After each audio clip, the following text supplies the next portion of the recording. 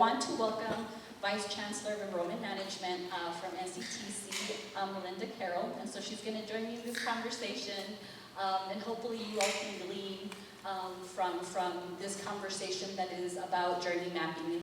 The Regional Talent Network is framed by the Regional Talent Flywheel Framework. This is our guide to strengthening rural regions, regional economies that we support. And so our flywheel has been developed from a combination of research, evidence-based practices, and community voice from regions that are producing more equitable college and workforce outcomes. And so one of the elements in our flywheel is the student experience. And so we do this by leveraging student-centered design principles to create clear student journey maps from K12 to a great job that outlines holistic supports and inclusive community resources. A student journey map is really a broad visualization of the process a student goes through to outcomes. And I think what we're trying to achieve is a journey map that addresses not just application and enrollment, but really going back to that early college awareness, 8th grade to completion, graduation, and employment. So really understanding what is that ideal, those ideal student outcomes that we want students to achieve so that they can accomplish their goals. And so again, the EMS approach to journey mapping starts with incorporating, an adaptation of the Promise Coalition strategic framework. And it identifies 6 distinct stages and milestones within the student journey. Each stage addresses critical elements that answer how the student accomplishes those outcomes and who supports each stage. So as part of TexCAN, Texas College Access or Attainment Network, we've been talking a lot about how to help more students get into higher education more equitably. And the coordinating board has been investing in and developing student personas. Also, Communities Foundation of Texas has been talking about student journey mapping. We've been talking about student journey mapping, and we all got together on a call a couple months ago and said, instead of kind of doing this ad hoc around the state, why don't we go to one place and show up together and try to create some coherence in all the journey mapping kinds of concepts that are taking place out there so we can practice with one another and get more focused and helpful. And so in North Central Texas College, who's overseeing the Red River Promise right now, has been a wonderful partner, and Melinda has been a wonderful leader up there. And so we're really looking at the coordinating board's research and work, and we can send this out, but it's around developing student personas and trying to understand the individual and unique needs of students and to tailor marketing and messaging appropriately to engage and support students and their needs. So and this is kind of tri-agency work, so they're doing it in coordination with the Workforce Commission and Texas Education Agency. And so when you look at the journey map, again, we're looking at early college awareness through completion and graduation. And so what's nice about the tri-agency's personas work that the coordinating board has done is that it's really intended to help college and career advising on the realities of learners and supporters. And so I think the reason we wanted to share this work is to demonstrate how it fits in that larger journey. And so again, they really stress advising and the career and college advising from both lenses, right, from the student's perspective and from those that support them. And so I think, again, there's no one a correct approach to journey mapping. There's various ways to get there, but again, really having a clear picture of what your student is, or what you want your student to accomplish in their journey is really a starting point to really try to determine what you want your technology and your platforms to do. And so if there's outcomes that you design and you want to see, your pipeline kind of, if you want to improve elements in your pipeline, whether it's applications or financial aid, your journey really is the framework or your blueprint to kind of yield those results. Again, I think the importance of developing this journey matters. It's really tailoring those experiences at your institution to what matters most to students. Again, it helps to identify pain points And if anything, it really helps support your target improvements. I think the first question that I want to ask, Vice Chancellor Carroll is, in a recent ACRA newsletter, they highlighted strategic enrollment management and how planning and preparation, including, environmental scans, looking at programs and initiatives, and mapping the student journey was a critical step for an institution. And so, if you can share with us and with the group, how will this process of mapping that student journey at NCTC influence the enrollment management plans at your college? So thank you for wanting me to have this opportunity to visit with you as a group. North Central Texas College is very excited to be a part of the Promise program.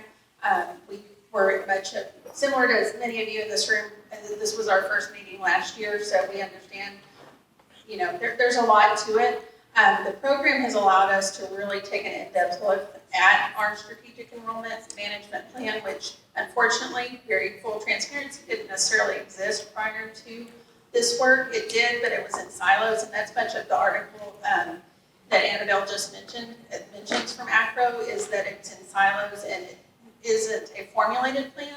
And so part of our goal with this project, Promise, which we want to make sure it's sustainable even past the grant, is to really create wraparound services within the high schools, those same sorts of services, starting at whether it be 8th grade, all throughout high school. And that was where many of the things that we visited with our high schools about, creating a coaching model for students, continuing those wraparound services after they, upon graduation and then leading into whether it be a community college, whatever those students' goals are to a four-year institution. So circling back to the question, really what we're planning to do is really be intentional in creating those student journey maps for each type of student, looking at all the different personas to really make sure we don't have barriers to enrollment, higher education, or whatever the students' goals are.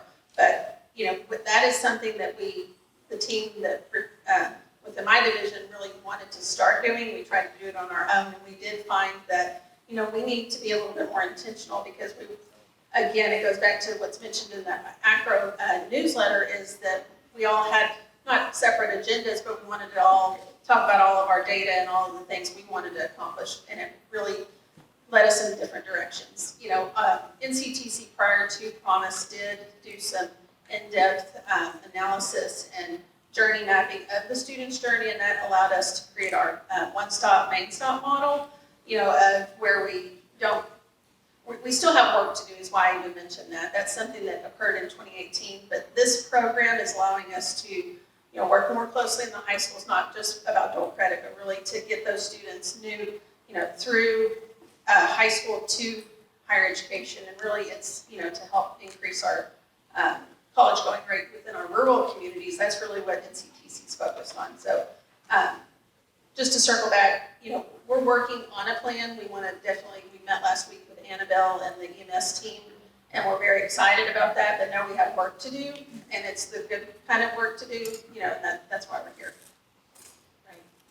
And so, again, introducing this concept to this audience, to this community of practice that includes higher ed and K12 partners and other external partners is, as a higher institution works out what their student journey map is going to look like, it's also important that that connects with our K12 partners, right? And so if we have expectations of, for example, that dream, that prospective student, and we want to see students achieve certain things, let's say that senior year of their high school, then, really being in sync with what our K12 partners are doing is important.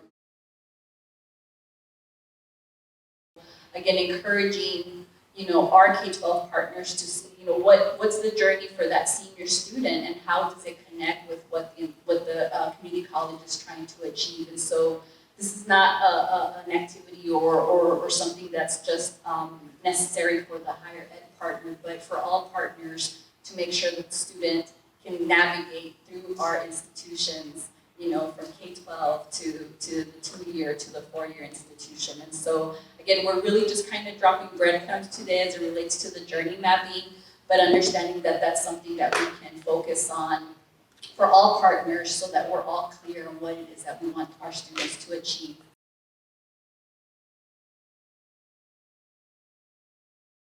Looking at what we're doing and why we want to create these sorts of plans is really to best utilize Salesforce. NCTC had Salesforce prior to partnering with EMS with Promise, but really our Promise team internally is wanting to really partner with ISDs and say, how can you best utilize that program to outreach, and how can we align with you as a high school or an ISD to really meet your needs and tailor things, tailor events, tailor things that really will create a sense of excitement in students. And really this first year, I believe we did that at NCTC to create excitement. We're starting to get phone calls now, they're out of, the seniors are out, they're graduated, they're ready to move on, and many of them are calling our campus, and we talked about this morning, and they're calling, I'm a Red River Promise student. That's how they're telling who they are. And so that means we did a good job in at least creating that excitement, and that's something very different that, hasn't always occurred, at least within our college. Another thing that we talked about earlier is that students just didn't naturally come to us, but they came to us. We didn't have to do as much outreach and, more intentional work. A couple of connection points too. I know we have Gainesville in here with the TEA grant that feeds into NCTC, and then also UTA. And we've been talking a lot about, creating these coherent journey maps. And part of that journey map is to kick out the data points that we need to look at collectively as a community.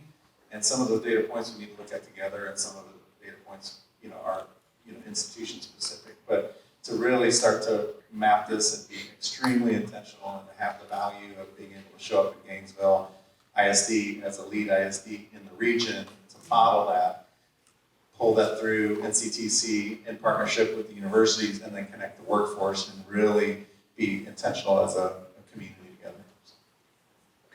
I think that wraps us up. I know it's short and sweet and fast and furious. Well, again, I think you said it really well. It's breadcrumbs to start, and our intent is to work with all the agencies in certain regions and to really try to work together versus having us all go all over the state doing different things and using different vocabulary and tools. And so stay tuned. We'll have some really tangible results to kind of share at a later date, but thanks for sharing the story.